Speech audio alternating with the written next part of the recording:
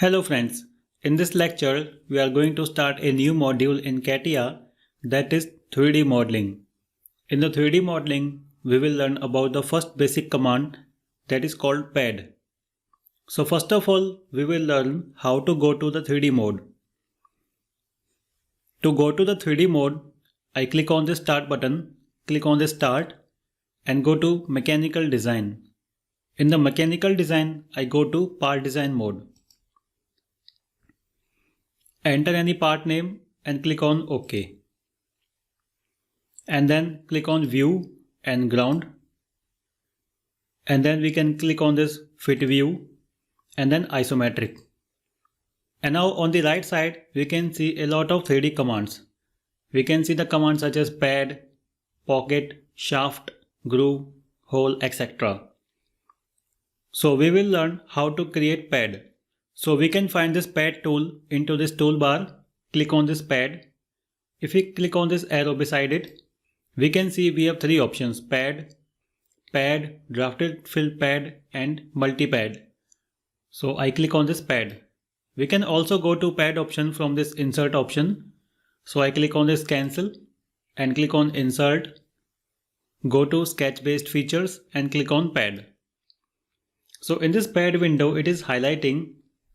First thing it is showing type. So in the type, if I click on this arrow, we have dimension, up to next, up to last, plane, surface. So we are going to start with this dimension. So click on dimension. And then we need to insert the value of length. So right now I am taking this value as default. And then there is the option of profile or surface. So right now it is showing no selection. Because we don't have any profile or any sketch right now, so we have to create any sketch. So to create this sketch, I click on this option of create sketch. Click on this and now we have to select a plane. Suppose I select this XY plane. So click on this XY plane and now we are in the sketch mode. In this sketch mode, we need to create some sketch. So first of all, we are going to learn how to create a basic cylinder in the CATIA software. So to create a cylindrical profile, we need to create a circle. So I go to circle tool and click on this circle. And then I select this origin as a center. So pick this origin, click on this origin and give it some radius. So right now I am taking this value as default. So click on this. Insert any value of radius and then I click on this option of exit workbench. So we are going to exit from this sketch mode. So click on this exit workbench. And now we can see in this preview it is showing a 3D profile. So to have a better view of this, I click on this preview button. Click on preview and then click on fit view. Let's place this. And now we can see we have a profile of a cylinder. On this window toolbar, we can control the length of this cylinder. So we have this option of length. So length is the height of the cylinder. So we can control this value. Suppose I insert this value 15, press enter, and now we can see the value is decreased. So in this way we can create the basic 3D profiles. So if we want to make some change into this cylinder, I go to this model tree. We can see the option of pad 1. Make a double click on this pad 1. So now in the part definition window, we can make some change into this. So we had learned about this length option and then we have limit option. So we can pick this limit option, pick this limit bar and we can drag it up and down. If I drag it upward, the length will increase. Drag it upward and click on preview button. And now we can see the length is increased. And if we drag it and we can drag it to the bottom like this and click on preview, now we can see the length is decreased. We can see one more arrow, that arrow is specifying the direction of this pad. Right now we can see the direction is going upward. If we want to make this direction in the downward, click on this arrow, click on this, and now we can see the arrow is showing downward. We can also select this option from this command window. reverse direction. Click on this reverse direction and I click on this preview. And right now we can see the direction is going downward. And click OK. So in this way we can create the basic pad. So I select this pad, make a right click and click on delete. And click OK. And now I am going to make some more profiles. So I click on this fit view and once again go to pad tool. In this pad tool, click on this sketch option and select this XY plane. So on this plane, I draw a rectangle. So go to the rectangle tool, click on this rectangle and suppose I take center rectangle. In the center rectangle, the center will be the origin. So select this origin as a center and give this rectangle some dimensions. So right now I am taking this rectangle of any random dimensions. Draw a rectangle like this. So our sketch is completed and then click on exit workbench. And then give this rectangle some height. So suppose I give this rectangle height, I insert this value 2, press enter. Okay, so now we have given this height. Now once again I go to pad tool. So click on this pad and click on sketch.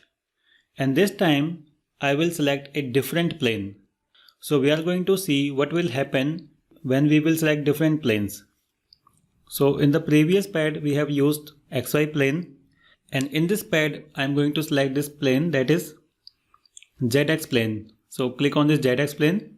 We can also select this plane from here, ZX plane. So click on this plane and now we can see the sketch has been oriented perpendicular to the ZX plane. So I am once again drawing the rectangle. So I go to center rectangle, select this origin as a center, select this origin. Okay, let's once again select this and then give this rectangle some dimensions. I draw a rectangle like this and click on exit workbench. And then give this rectangle a height. Suppose this time I give this length 10 and press enter.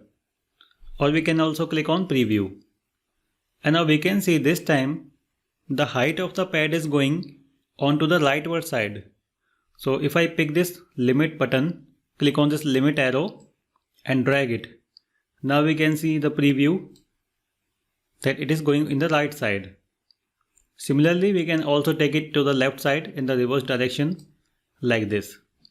So click on this preview and then we can change the direction. Click on reverse direction and click on preview. So in the previous, when we selected XY plane, the pad was going upward. In this time, when I am selecting ZX plane, it is going in the rightward. It means the pad always go in the perpendicular direction. Okay, so I can click OK. Instead of selecting the planes, we can also create pad onto the surfaces. So I select this pad 3, make a right click and click on delete. And click OK. So I click on pad tool once again. And then I click on this sketch option and instead of selecting any plane, I am going to select a surface. So I select this top surface. Click on this top surface and then I draw a circle. So draw a circle anywhere onto this plane like this and click on exit workbench. And now insert the value of length. So the value I can take 10 and click on preview.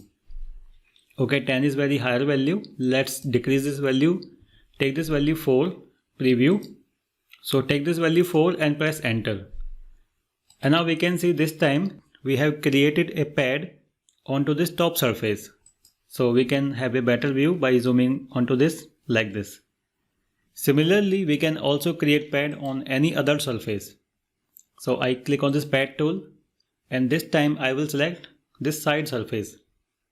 So I click on this side surface and click on yes.